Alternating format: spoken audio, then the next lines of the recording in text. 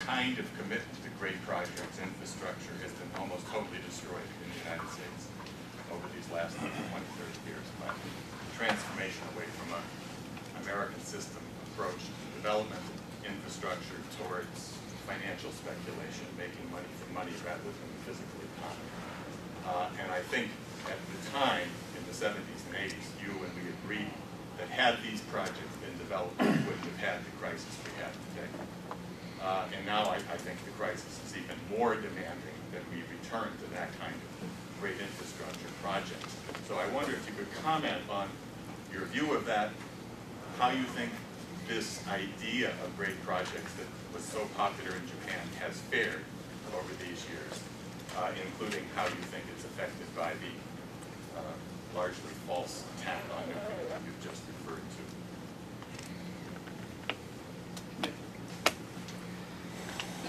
Well, this unfortunate timing might be a good timing to rethink the attitude of this kind of approach for Japanese government. I mean, because of the promotion of the large-scale infrastructure, especially, of course, including gas pipeline and also the other related transportation systems. But also, our proposal is basically based on the consensus and agreement of the related countries. And so then we have been doing this kind of effort continuously. And we hope that all of you, I mean some of you, can understand our approach further. But this is so a little bit complicated. And so then if any of you are interested in our approach, of course, I will explain later. Thank you. And I also have one hand raised here. Hi, Thomas Doggett, Northern Virginia Community College, a geologist. My question for Mr. Ishawari, when you're talking about the prediction map, and I mean, my understanding is these kind of earthquakes, recurrence rate of a magnitude 9 is about 200 to 1,000 years. So I think the fundamental problem is these earthquakes happen on a scale that's much longer than most politicians and bureaucrats' lifespans. Even like 6 of them in the last century, 9.0s, and when they're predicting what's the sort of time scale that they were preparing for the earthquakes. And I mean, right now, after the crisis, it's easy to start saying we must prepare for these big earthquakes, but then financial reality sets in about how much more expensive a 10-meter dike is compared to a 3-meter dike. And what was the kind of time scale that was being built in? So I guess the other comment is that just what kind of earthquakes happen on a much bigger scale than nuclear power's even been around. Okay, thank you. Well, yeah, actually this scale tsunami happened in 19th century, 300 years ago. Yeah. So in such, well, so we say this tsunami is once in 1,000 years. Yeah. And well, as you said, such prediction were based on some literature survey or some other record survey. So usually that covers only 400 or 500 years ago. So in such sense, it's a little bit difficult to predict such a scale of once in 1,000 years. But this is a prediction limitation. And secondly, well, as you mentioned, the probability for civil structure. Well, for example, in Japan, river dikes protecting 200 years probability or 100 years probability. So once in 100 years or once in 200 years, we are prepared. So in such sense, tsunami dikes also may not be realistic to prepare 1,000 years probability tsunami. We should, our government will reconstruct tsunami dikes again, but never targeting for such a 1,000 years.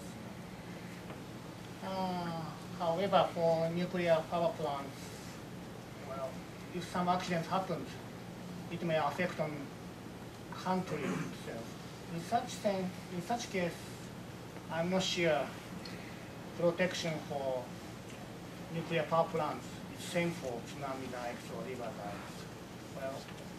might be considered for other standard safety standards. Well, other than the two hands raised here, kind of a gentleman in the front. Dave, it's a retired U.S. government, now private consultant. I have a question again for Ishiguro-san, and that is about moving people. Biggest problem anywhere for any disaster. We've had Katrina, hurricane here, 2 years back. There was talk about getting people out of New Orleans. They're right back where they are, and they never built the dikes to Category 5. They built it back to the Category 3. How do you move people? In Japan, is it any easier than moving them here or any other country? I'm sure in China, after that big earthquake there, there's been very little movement of population. Most peoples are living in the wrong places most of the time. You know, rivers flood all the time. You bail them out, it floods again in 2 more, 3 more years. They're right there again. They don't want to move. That's right. Actually, engineering approach is easier for me. Yeah, I know. Well, however, one example, you mentioned Katrina.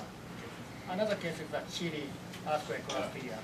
And their death toll was, I should not say only, but 500 something. In spite of big scale of earthquake, their evacuate system functioned well. So, I feel it's a little bit early to give up to build evacuation systems. We have some projects in Sri Lanka, Vietnam, Philippines, in developing countries. Because they don't have such a government support, people, communities are evacuating by themselves, escaping by themselves. So, well. But moving them away from the lowland, like I think you said, Tsunami, yeah. is. I mean, resettlement. Resettlement is a little bit difficult issue. Well, in mountain, Japan is a disaster-prone country. So in mountain area, we have another tsunami. We call mountain tsunami, landslide. And in some valley area, it's a flood-attacked area. So resettlement is, well, in Japan, maybe there's no safe place. That's reassuring. Resettlement would be a little bit difficult issue. But at least we don't have a strong land use regulation enforcement policy.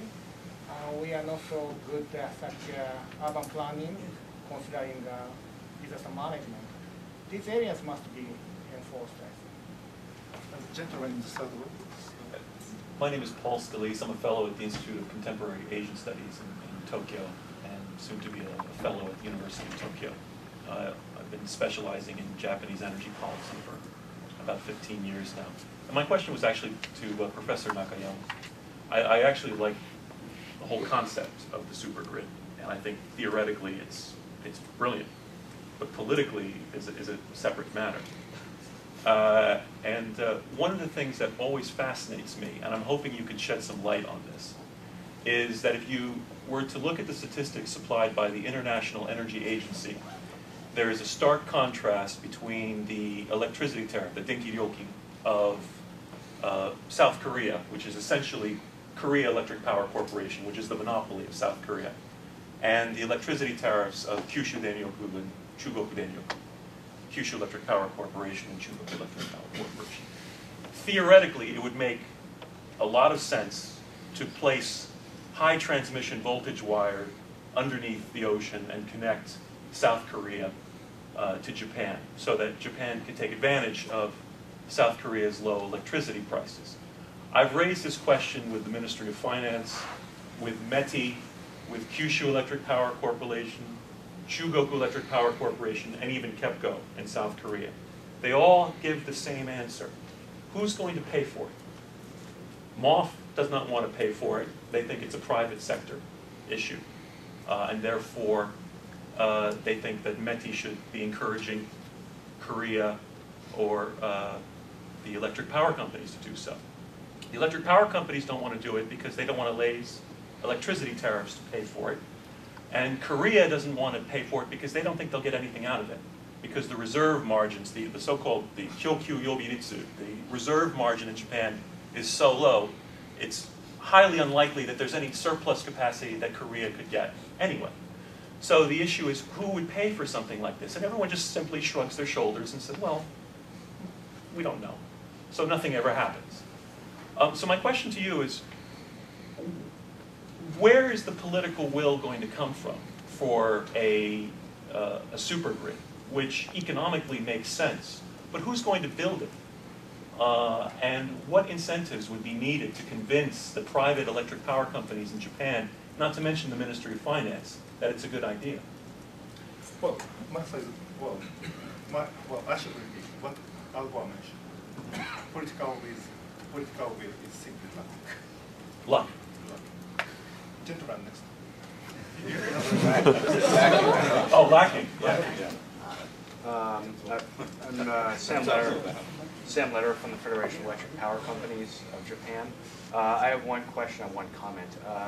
For Professor Nakayama, I wonder if you know what, if Japan is doing anything with tidal energy, because if there's one resource that Japan has, it's ocean.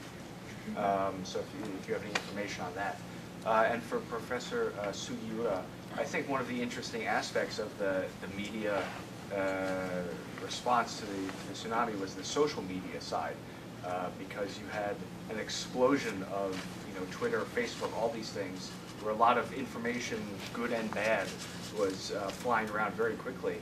But you had the Japanese government and companies who had very little experience with social media not doing anything in that area. So I think that created somewhat of a vacuum that technology could have been used very, very well to spread correct information and useful information, but it really wasn't.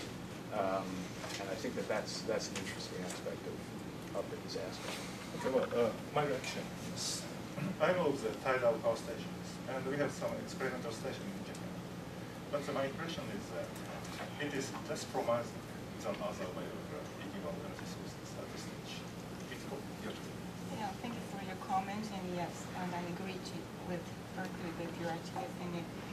And I think the Japanese government, not only the government, but the private companies lack experience in the dealing with this kind of emergent situation. So all of the Japanese didn't expect that such emergent situation occurred. So it is, we can say, it could be a good learned lesson.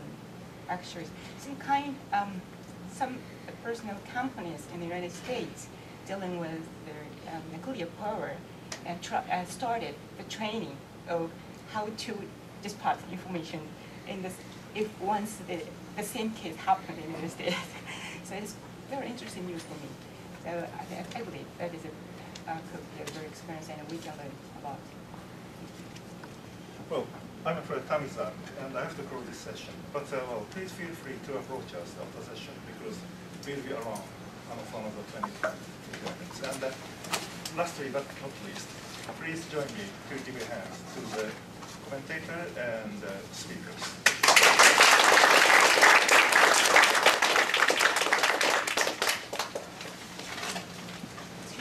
Is there anyone that was on the yes, I have to hit